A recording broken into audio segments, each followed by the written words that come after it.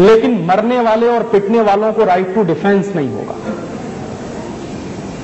तो ये जो राइट टू ऑफेंस होगा हर अंग्रेज पुलिस ऑफिसर को, और हर भारतीय व्यक्ति जो मर रहा है, पिट रहा है, उसको राइट टू डिफेंस नहीं होगा। इसी आधार पर हिंदुस्तान में दो बड़ी दुर्घटनाएं हुई। पहली दुर्घटना हुई जलियांवाला बाग में।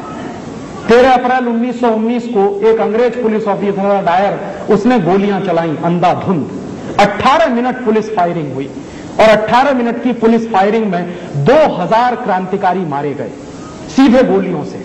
2000 क्रांतिकारी तो सीधे गोलियों से मारे गए। फिर जो भगदड़ मची उसमें कई हजार लोग मर गए।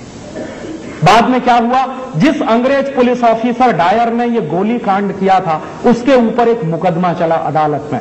अदालत ने फैसला दिया, क्या फैसला दिया, कि चूंकि डायर को राइट टू ऑफेंस था और मरने वालों को राइट टू डिफेंस नहीं था, इसलिए डायर को कोई सजा नहीं दी जा सकती और डायर को छोड़ दिया गया।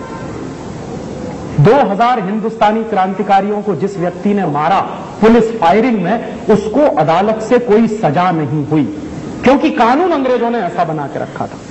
जब सजा नहीं हुई तभी ऊधम सिंह जैसे नौजवान ने डायर को मारने का संकल्प लिया था। ऊधम सिंह पैदा हुआ था अंग्रेजी कानून की गलत बातों के कारण। ऊधम सिंह ने संकल्प क्यों लिया था, अगर देश को न्याय मिलता और डायर को फांसी हो जाती, क्योंकि उसने 2000 क्रांतिकारियों को मार दिया था, तो ऊधम सिंह जैसे नौजवान को खड़े होने की जरूरत नहीं पड़ती। लेकिन ऊधम सिंह ने संकल्प यह लिया था कि यह अंग्रेजी काला कानून कभी भी हमको न्याय नहीं देगा, इसलिए डायर को मारना मेरा धर्म है, इसलिए मारा था उसने। ऐसे ही एक दूसरी दुर्घटना और हुई थी।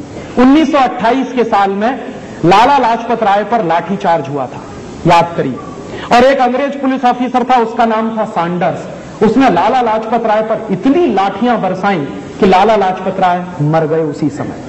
जब लाला लाजपत राय की मृत्यु हो गई तो उस अंग्रेज पुलिस ऑफिसर के खिलाफ केस किया था अदालत में। बहुत कम लोग जानते हैं वो केस फाइल किया था भगत सिंह ने। भगत सिंह, राजगुरु और जो सुखदेव की जो जोड़ी थी, इन लोगों ने केस किया था सैंडर्स के खिलाफ, क्योंकि लाला लाजपत राय को लाठियों से मार दिया था सैंडर्स ने।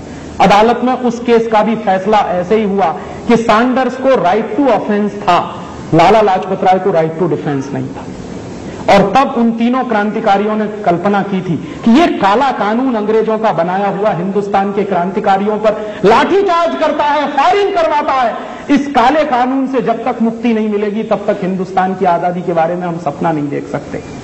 दुर्भाग्य से उन क्रांतिकारियों ने जो सपना देखा था उस काले कानून से मुक्ति पाने का, वो काला कानून आज भी चल रहा है इस देश में आजादी के 50 साल के बाद।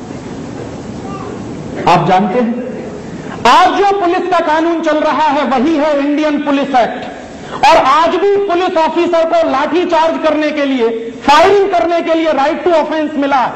मरने वाले और पिटने वालों को राइट टू डिफेंस नहीं है। और 50 साल से मैं कोई ऐसा एक केस तलाश रहा हूं जो हिंदुस्तान के किसी कोर्ट में गया हो कि किसी पुलिस ऑफिसर ने फायरिंग की, 20 लोग मारे गए, 25 लोग मारे गए, उस पुलिस ऑफिसर को फांसी की सजा नहीं हुई कभी, आज तक नहीं हुई। क्यों? कानून ऐसा है।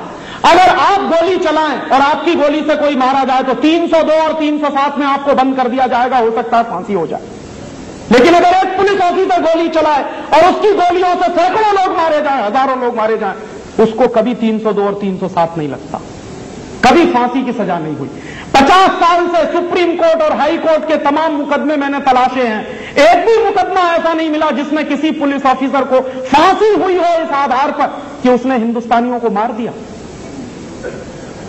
कभी नहीं होता ऐसा। क्यों नहीं होता? कानून अंग्रेजों का बनाया हुआ है 1861 का। उस कानून के आधार पर अपराधी आप हैं, जो पीटने वाला है वो अपराधी नहीं है, पिटने वाला अपराधी है, और पिटने वाले को बचने का अधिकार नहीं है, राइट टू डिफेंस नहीं है। आप बताइए ये कौन सी डेमोक्रेसी है? जिस देश में मुझे आत्मरक्षा का अधिकार नहीं मिला वो कौन सी डेमोक्रेसी है? और ये कानून कौन सा है? ये अंग्रेजों का बनाया हुआ कानून है, आज भी चलता है। क्यों चलता है? ये प्रश्न हमको पूछना चाहिए कि अंग्रेजों के जमाने में पुलिस चलती थी जिस तरह से, आज भी पुलिस वैसे ही क्यों चलती है? अंग्रेजों ने एक कानून बनाया था हमारे देश में जिसका नाम है धारा 144। ये क्या है धारा 144? यह धारा 144 वही कानून है जो अंग्रेज इस देश में लागू करते थे। क्यों करते थे? अंग्रेजों की सरकार को हमेशा डर लगता था कि 4 क्रांतिकारी कहीं इकट्ठे हो गए, आपस में बातचीत करेंगे, अंग्रेजी सरकार का तख्ता पलट हो जाएगा, इसलिए हमेशा डर लगता था। तो धारा 144 का कानून अंग्रेजों की सरकार ने बनाया। उस कानून के तहत क्या है कि 4 आदमी कहीं इकट्ठे नहीं हो सकते, आप जुलूस नहीं निकाल सकते, प्रोसेशन नहीं निकाल सकते, भले ही वो धार्मिक जुलूस क्यों ना हो, वो नहीं निकाल सकते। ये अंग्रेजों के जमाने का